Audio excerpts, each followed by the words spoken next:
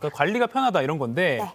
통장 쪼개 그럼 어떻게 하는 건가요? 그 방법을 좀 알려주세요. 네, 우리가 가장 초보 단계다, 통장 쪼개기 처음 해본다라고 하신다면 급여 통장 외에 그러니까 급여 통장을 포함해서 4가지의 통장으로 확인하시는 게 좋으신데요.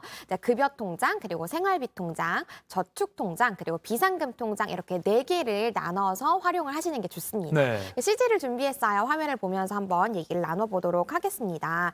우리가 이제 급여를 받게 되면요, 이 급여 통장에는 더 이상 돈이 남아있지 않도록 쪼개기를 하는 게 좋습니다. 아. 즉 급여가 들어오고 나서 통장 쪼개기를 하며 이 급여 통장에는 영원히 남아있다라고 생각을 해주셔야 되는 거고요. 네. 그러면 생활비 통장, 저축 통장, 그리고 비상금 통장에 조금씩 자금을 나눠서 분담을 해야겠죠. 네.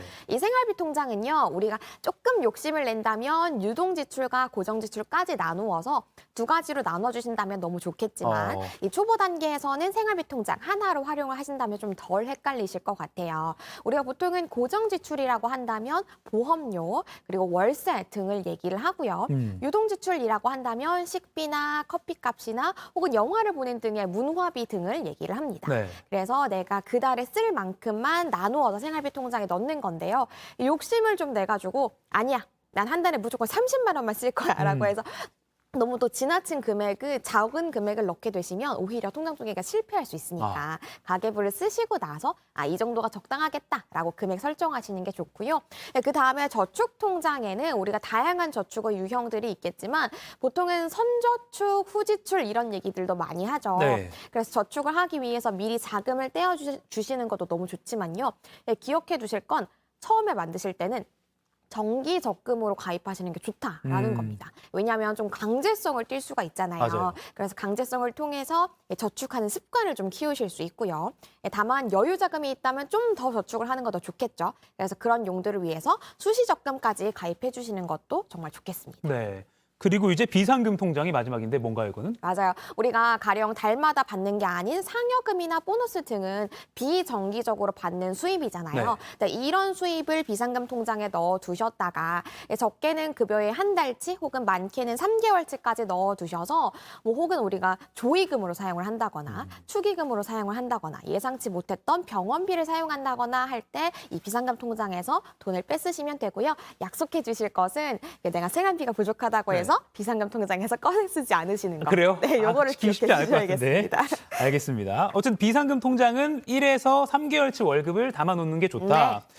그럼 이 비상금 통장에는 다른 통장과 달리 꽤 큰 돈이 이렇게 모여 있는 네, 거거든요. 그럼 맞아요. 이것도 잘 활용하면 좀 쏠쏠할 것 같은데. 사실은 최대 3개월치라고 하면 절대 적은 금액이 그죠. 아니잖아요. 그렇기 때문에 일반 입출금 통장에 넣어두시면 금리가 거의 쌓이지 않기 때문에 이 비용 좀 내가 현명하게 활용할 수 있는 방법이 없을까 고민이 되게 많이 되실 거예요.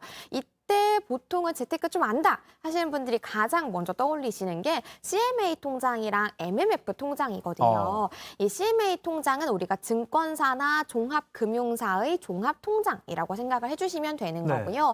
이 통장 같은 경우에는 아주 장점이라고 할 수 있는 게 다른 통장들은 보통 이자가 많이 쌓인다라고 하면 체크카드가 연결이 안 되는 경우도 많거든요. 체크카드가 연결이 가능하고요. MMF 통장은 은행에서도 쉽게 가입할 수 있는 펀드 상품이라고 생각을 해주시면 되는데요. 이 단기에 자금을 운용하시기에 좋습니다. 그래서 은행의 ATM도 쉽게 활용하실 수 있고요. 이 2개 상품의 공통점이라고 한다면 매일매일 이자가 쌓인다는 거예요. 그래서 비상금을 넣어두셨다가 이자를 언제 빼시든 상관없이 이자를 쏠쏠하게 챙길 수 있다는 게 장점이고요. 지금 화면에 띄워둔 것처럼 요즘은 CMA 통장, MMF 통장도 이자가 꽤 쏠쏠하기 때문에 활용하실 때 이거 괜찮은데? 라는 생각이 많이 드실 것 같아요. 3.65%짜리도 있군요. 네. 비상금 통장은 이렇게 2가지 종류를 한번 통장을 만드는 거 고려해봐라. 네.